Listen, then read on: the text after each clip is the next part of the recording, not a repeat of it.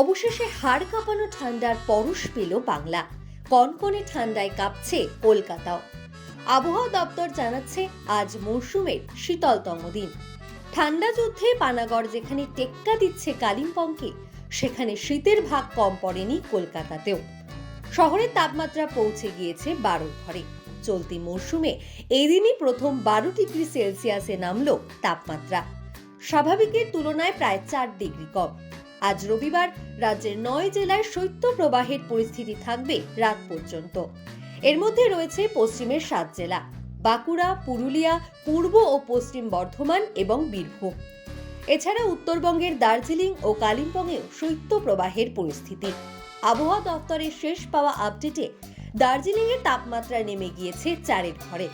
উত্তরের বাকি জেলায় এদিন থাকবে কুয়াশার দাপট। এই ঠান্ডার পরশে নতুন করে কাটা হয়ে দাঁড়াতে পারে দক্ষিণ আন্দামান সাগরে তৈরি হওয়া একটি ঘূর্ণাবর্ত। আবহাওয়া দপ্তর সূত্রে খবর, এটি আজ দুপুরের পর নিম্নচাপে পরিণত হবে। সেক্ষেত্রে বুধবার থেকে ফের ঊর্ধ্বমুখী হবে তাপমাত্রা। ফলো করুন এইসময়.com